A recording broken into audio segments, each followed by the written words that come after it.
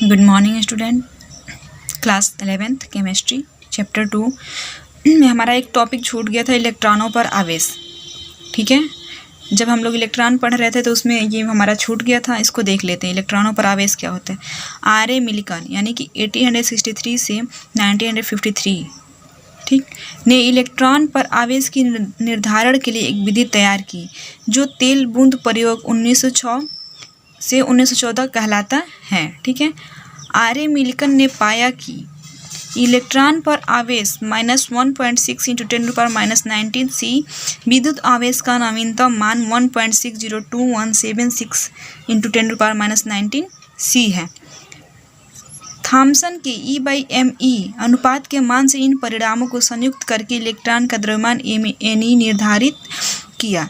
Me बराबर E/me equal to 1.602176 × 10⁻⁻19 सी बटा 1.758820 × 10⁻11 सी kg-1। इसको हम करेंगे तो 9.1094 × 10⁻31 kg आएगा। यही हमारे इलेक्ट्रॉनों पर आवेश का मान होगा। ठीक है, हमारा दूसरा टॉपिक है परमाणु आयन तथा अणु में इलेक्ट्रॉन, प्रोटॉन तथा न्यूट्रॉन की संख्या ज्ञात करना। परमाणु क्रमांक Z यानी कि परमाणु क्रमांक या परमाणु संख्या Z। किसी तत्व के नाभिक में प्रोटॉनों की संख्या तत्व का परमाणु क्रमांक कहलाता है। किसी तत्व के नाभिक में प्रोटॉनों की संख्या जो होता है वही हमारा तत्व का परमाणु क्रमांक या परमाणु संख्या कहलाता है। किसी तत्व का अभिलाक्षणिक गुण उसका परमाणु क्रमांक ही होता है। उदासीन परमाणु के लिए देख लेते हैं। परमाणु क्रमांक बराबर प्रोटॉनों की संख्या बराबर इलेक्ट्रॉनों की संख्या होता है। परमाणु क्रमांक बराबर क्या होता है? प्रोटॉनों की संख्या इक्वल टू इलेक्ट्रॉनों की संख्या होता है। द्रव्यमान संख्या को हम ए से डिनोट करते हैं।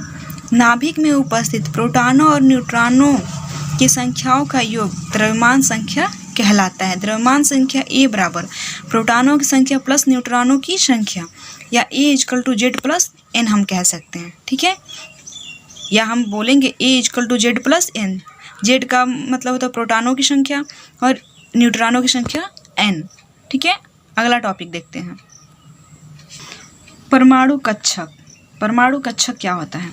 किसी परमाणु में नाभिक के चारों ओर वह त्रिविम क्षेत्र जिसमें इलेक्ट्रॉन की पाए जाने की संभावना सबसे अधिक होती है, परमाणु ऑर्बिटल या कक्षक कहलाता है।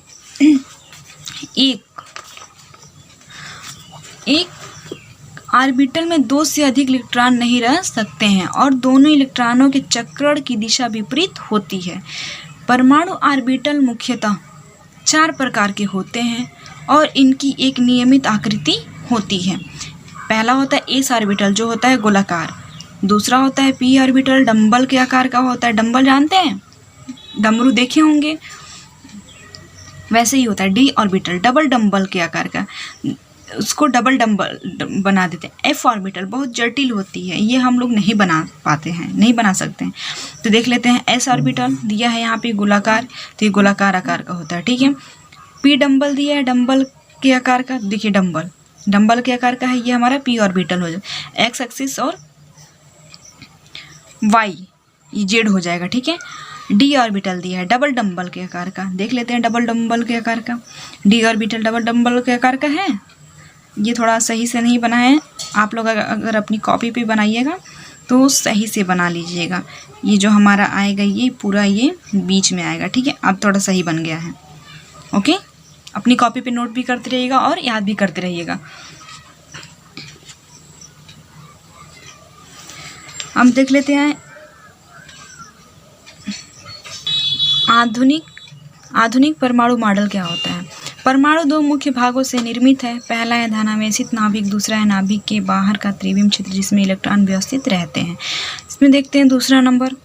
परमाणु में इलेक्ट्रॉन नाभिक के बाहर भिन्न भिन्न आकृति और ऊर्जा के परमाणु ऑर्बिटलों में वितरित रहते हैं और एक ऑर्बिटल में विपरीत चक्रण के 2 इलेक्ट्रॉन रह सकते हैं। तीसरा है परमाणु ऑर्बिटलों से उपकोष बनते हैं और उपकोषों के मिलने से कोष बनते हैं। जो परमाणु ऑर्बिटल होते हैं वो मिलता है तो उपकोष का निर्माण करता है, और जो उपकोष जब मिलते हैं तो हमारा कोष का निर्माण करते हैं। ठीक है, चौथा नंबर है एक इस ऑर्बिटल से एक एस उपकोष बनता है। एक जो एस ऑर्बिटल हमने अभी बताया उससे एक एस उपकोष बनता है और तीन पी ऑर्बिटल से एक पी उपकोष बनते हैं। 5d ऑर्बिटलों से एक डी उपकोष बनता है तथा 7f ऑर्बिटलों से एक एफ उपकोष बनता है। देख लेते हैं एस, ठीक है। पी, एस में कितना था, एक उपकोष, और पी ऑर्बिटलों से एक पी ऑर्बिटल से एक पी उपकोष बनता है। पी हुआ, डी हुआ और ये एफ हुआ, ठीक है।